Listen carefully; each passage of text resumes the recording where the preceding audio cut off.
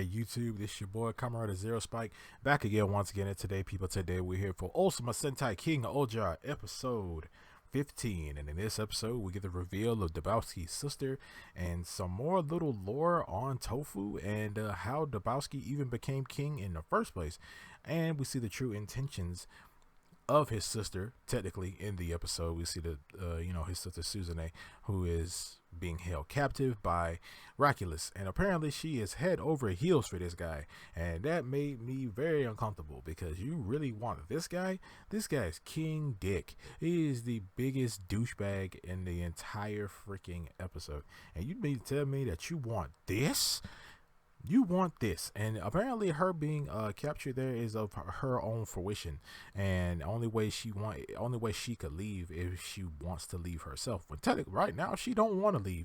But we find out later on that her and her brother are we find out that she is just like her brother, and has her own little thing she has going on with him. So yeah, we even find out more about the fury of the gods, how the fury of the gods, when that happened, it left the world in a big giant low source of, basically no famine. A great famine hit the world, and the king of Tofu, the original king of Tofu, essentially he hoarded all of the food for himself, and that's when Dabowski and his sister, I guess, overthrew him and basically distributed food through the rest of the other kingdoms. But we did see that Raculus has called Jeremy. He wants Dabowski to bring him Jeremy so they can he can have a negotiation with the Bugnarok / Deathnarok. Wants to have negotiation with him in order for peace. And Dabowski tells Jeremy about this, and Jeremy's like, nah, I'm not going. And Dabowski's assistant tells him and orders his sister and tells him about what happened. It tells him about his sister and things, tells him about his sister and stuff like that. And that's when Jeremy does agree to go, but he also tells the rest of the Rangers, which gives Gira the little quick idea of, hey, we need to go, hey, we should go rescue his sister. And they really decide not to do that because another king running up on another kingdom and taking something from it will cause a war. And Gira, you can't roll up in there because you are supposed to be dead. So what happens is they ended up giving Gira this weird disguise where he looks like one of the lower tier shoe gods, like a taxi, and dresses him up as that so he can sneak into Suzune's room and get her out of there. While that's happening, we did see the monster of the week this episode, who looks like a common writer. He really does look like a writer. He really does look like a low tier kind of writer. He's a fly essentially, and he has 4 arms, and he apologizes a lot, a whole lot. It got so annoying. I'm glad this guy's been taken out. But also we see that Dabowski is basically bending the knee to Raculus because of him having his sister, and also his sister is head over heels for him, and she wants to marry him. And if they get married, that would kind of unite Tofu and Shogunam. And if they unite, then he's still able. And the reason why Tofu is able to have a lot of the things that it has is because of Shogunam, and Tofu is essentially the kingdom that distributes a lot of the food that goes to the other kingdoms. So yeah, so we see that Dabowski does bend the knee to Raculus, and then Raculus basically tells him that, hey, I'm gonna let you be there when I do the negotiations, but you're only just gonna be someone who's aligned with me. You won't speak to him or anything, but you're just someone who's on my side. So after the other kings, they feel like they all should have talked about this as as kingdoms, like a round table type thing.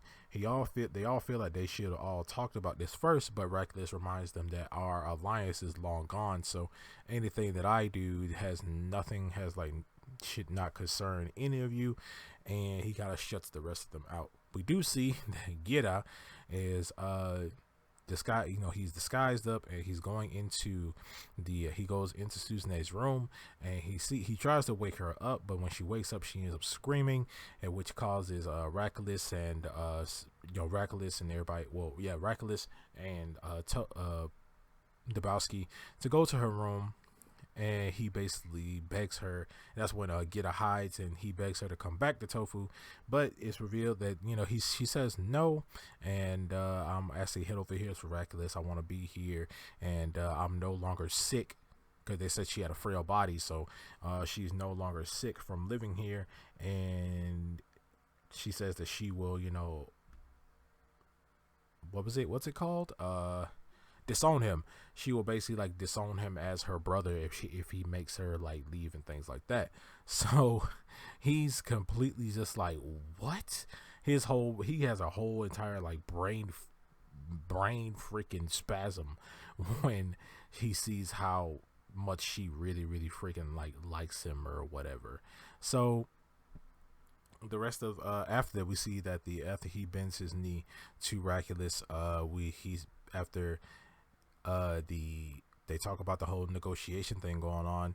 He basically says that I'm gonna help him. I see as what he's trying to do is a good thing, since the fact that if his sister goes back to Tofu and his little alliance breaks, it will mess up his kingdom. So he's basically pretending to be this way because of because of the repercussions of it. So that's when the Bugnarok actually attack, and Dabowski basically says that no one, I don't need no help. Don't nobody come out here and try to help me. I'm going to take out this Bugnarok by myself. He actually goes out there. We see that Gira is also there. Gira is also out there. He hitches up and starts fighting a bunch of the Bugnarok. Earlier in the episode, we did see that while he's in disguise, he does see and hear the kids that he used to live with, and he sees how sad and miserable they are now that he's not there anymore, and they automatically think that he's dead, and that really does something to him. We see that Dabowski goes off and he beats all these freaking monsters. He beats the monster of the week, but the dude ends up eating one of the little ball of light things that they used to grow. He ends up eating that, and as soon as he eats it, he grows, and we get the debut, and that's when Jeremy comes in, hitches up, and we get the debut of Tarantula Knight. He's basically God Tarantula transformed into its pseudo Megazord form, which with a CGI fight that looked very good and very fluid, and I was just like, wow, it's pretty freaking good. Tarantula Knight looks really dope. It does a lot of Spider-Man like things, actually using a cannon as a web shoot, like using the gun / cannon as a web shooter, or as a it was really cool. He was doing a lot of Spider-Man stuff. He was swinging, jumping, and kicking and flipping. It was actually dope. 10 out of 10 Megazord, 10 out of 10 form. Not really a Megazord yet, but his own like mech. 10 out of 10 on that. And he ends up defeating it, and when he defeats it, they basically saved everyone in Tofu and things like that. We see that Gira is like, hey man, aren't you like, he says, I can see past like some of your fake smiles and things like that. Isn't your heart hurting right now? Aren't you crying about this? Like, doesn't this hurt you? The fact that your sister's in love with Rakulis and all this other stuff. And Dabowski does his classic song. It does his classic song and dance, saying that, hey, it's retro, hey, what we doing right now is for the good of the future, all this other stuff. But yeah, and after that, we end up seeing his sister in the room, in her room with the same kimono like coat that he's wearing, standing there with a katana, and she's like, and we see that, oh hey, all that stuff she did before by loving Rakulis and all that stuff was a front. I mean, maybe she does like Rakulis. I don't know if all of that was a front, but we see that she's just as cunning and as smart as he is, and maybe they both have this like whole overarching plan that they have going on, which I think they do. They have to have a whole overarching plan that they're about to do with each other. But yeah, episode basically ends right there with Raculus going up and talk and getting ready to talk to Death Narok, with Death Narok laughing in the background. We see that Jeremy didn't make the arrangements for them to actually meet up and talk to each other. He brought in Jeremy because Jeremy is half Bug Narok, so we see that Death Narok does sort of, he does listen to, he is going to listen to Jeremy, and he's like blindly kind of followed the prophecies of the stuff that Jeremy left. So I can see how like he probably got Death and Rock to be like, hey man, this guy finna come here and talk to you, don't kill him, don't fight him, listen to what he has to say, and we'll see what happens. But in the next episode, we're gonna see it's gonna be very much Rita, very much Rita based. We're gonna see some more on her backstory and stuff like that. Her backstory that she mentioned earlier about like how she ended up becoming the king of her kingdom. So yeah, but I'm wondering, what are these guys gonna talk about? I hope it doesn't happen off screen. It's gonna be kind of I know it's gonna be revealed later, but I'm hoping that it's not, that their conversation isn't off screen, because Raculus is basically going in there by himself. Neither one of his assistants are going with him. He won't even let Jeremy or Dabowski go. So yeah, I'm wondering how that conversation is actually gonna go. I'm kind of hoping that they end up in some kind of fight, because I would like to see two bad guys fight each other. I love when bad guys fight each other, and and I can't wait to see the conversation they're actually gonna have with each other. But this was actually a funny episode, while also keeping like a lot of slick seriousness with it, and also kind of like making this a solely Dabowski centric episode.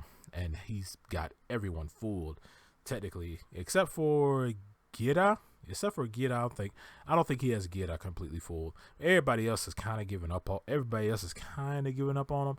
I don't think he has Jeremy that fooled, and I don't think he has Raculus fooled, because Raculus seems very, very suspicious of Dabowski a lot. So I'm hoping to see like what is Raculus's plan if he actually does that. We know. And they got to explain how the hierarchies in this works, because we know Gira and Raculus are royalty because they're both descendants of the original king. We know that Yellow is Himeno. Yeah, we know that Himeno is the daughter of the king and the queen. Rita probably just, we don't know her. We don't know how she ended up becoming the queen yet. And then when it comes down to Yanma, and I think, yeah, it comes out to Yama. He's a descendant of a king to maybe a royal family too, but he had to like slum it out. He was on his Aladdin street rat tip, and but with Rita, we don't really know how Rita ended up becoming we don't know how she becomes that now. Become the king of her kingdom until next week. So. And possibly showing the relationship she has with her assistant girl. Maybe her assistant girl, maybe be related to each other, maybe. But yeah. But overall, you guys let me know down in the comment section below what you guys think of this episode of Ohsama Sentai King-Ohger. Make sure to like, share, subscribe. Let me know how far you made it into the video. Let me know some of your theories down in the comment section. And I will see you guys next time. And remember, stay kenshined.